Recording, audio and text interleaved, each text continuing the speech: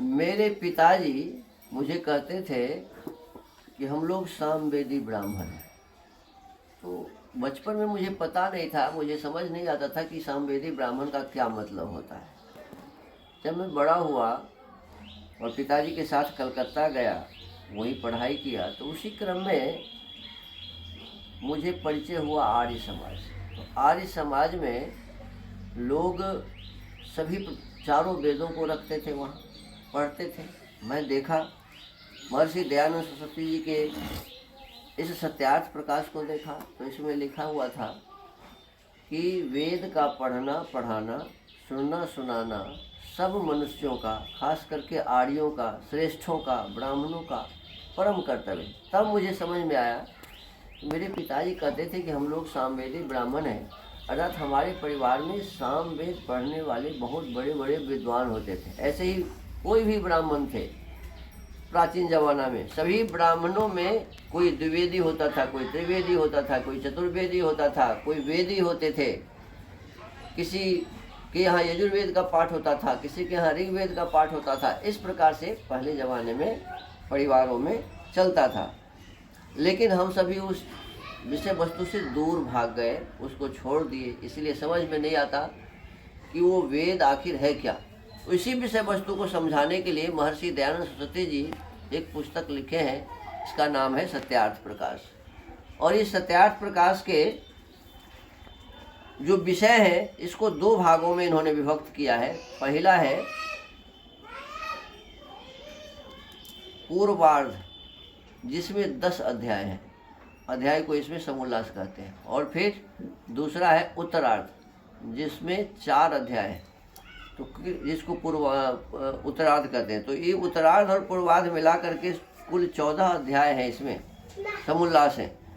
इसमें प्रथम समोल्लास में ईश्वर के ओंकार आदि नामों की व्याख्या है। परमात्मा के कितने भी नाम हैं, बहुत सारे नाम हैं, अनंत नाम हैं, जितने उनके गुण हैं उतने नाम हैं। तो इनकी व्याख्या प्रथम समोल्लास में। द्वितीय समोल्लास में संतानों की शिक्षा, अपने बच्चों को कैसी शिक्षा देनी चाहिए, ये लिखा है। तृतीय समोल्लास में ब्रह्मचर्य क्या है, पठन पाठन कैसे करना चाहिए, पठन पाठन व्यवस्था। सत्यासत्य ग्रंथ क्या है, तो सत्यासत्य ग्रंथों के नाम और पढ़ने पढ़ाने की रीति ये बताई गई। चतुर्थ समोल्लास में विवाह और गृहस्थाश्रम का व्यवहार, हम अपने गृहस्थ जीवन को कैसे सुंदर से सुंदर बनाए, बढ़िया से बढ़िया बनाए, ये व्यवस्था चौथे समोल्लास में। पंचम समोल्लास में वानप्रस्थ और संन्यास आश्रम की विधि है। यानी आजकल लोग कमंडल ले लेते हैं और गांव गांव घूमते रहते हैं बाबा जी बन करके, उनको ये पता ही नहीं चलता है कि मेरा क्या कर्तव्य है, ये बाबा जी का क्या कर्तव्य है, ये वेद में और शास्त्र में लिखा हुआ है। तो विशेष रूप से 5वें समोल्लास में वानप्रस्थी और सन्यासियों का विधान लिखा है कि उसे क्या करना चाहिए। पंचम समोल्लास में वानप्रस्थ और सन्यास आश्रम की विधि। छठे समोल्लास में राजधर्म, हमारे देश में जो राजनीति अभी चल रही है, इसको दुर्नीति करना चाहिए, राजनीति नहीं करनी चाहिए है। दूसरों को नीचे दिखाना, छल कपट से अनेक प्रकार की अव्यवस्थाएं उत्पन्न करना, घूस, चोरी जारी सभी कुछ होते हैं इस राजनीति में। इसका नाम राजनीति नहीं है, ये दुर्नीति है। राजनीति कैसा हो, ये वेद में लिखा हुआ है। और ये छठे समोल्लास में इसमें विशेष रूप से जब हम पढ़ेंगे तो पता चलेगा कि हमारा राजधर्म कैसे होना चाहिए, राज्य की व्यवस्था कैसी होनी चाहिए। तो सप्तम समोल्लास में वेद ईश्वर विषय, वेद क्या है और ईश्वर क्या है। कई आदमी ईश्वर को मानते नहीं, कई आदमी वेद को नहीं मानते। तो वेद क्या है और ईश्वर क्या है, इस संबंध में विशेष रूप से चर्चा है सप्तम समोल्लास में। अष्टम समोल्लास में जगत की उत्पत्ति, स्थिति और प्रलय, ये संसार कैसे बना, कैसे इसका पालन हो रहा है और एक दिन कैसे ये समाप्त हो जाएगा, इस संबंध में विशेष रूप से अष्टम समोल्लास में चर्चा है। नवम समोल्लास में विद्या क्या है, अविद्या क्या है, बंधन क्या है, मोक्ष क्या है, इसकी व्याख्या लिखी हुई है। हम सभी मोक्ष प्राप्त करने के लिए आए हैं। मनुष्य शरीर पाकर 4 पुरुषार्थ करने होते हैं, धर्म, अर्थ, काम और मोक्ष। मोक्ष प्राप्ति के लिए ये देह मिला है। तो इस विषय वस्तु को समझने के लिए इसमें 9वां अध्याय पढ़ना चाहिए। 10वें समोल्लास में आचार, अनाचार और भक्षा भक्ष विषय है। मुझे क्या करना चाहिए, वो आचार, क्या नहीं करना चाहिए, अनाचार, भक्ष क्या खाना चाहिए और भक्ष क्या नहीं खाना चाहिए। इस विषय वस्तु पर गंभीर चर्चा है 10वें समोल्लास में। एकादश समोल्लास में आर्यावर्तीय मत मतांतर का खंडन मंडन विषय है।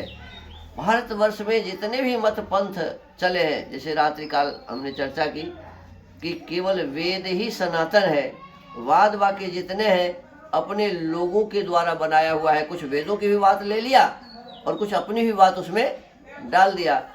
इस प्रकार से सभी तो मत मतांतर है, लेकिन सचमुच में सनातन धर्म वेद ही है।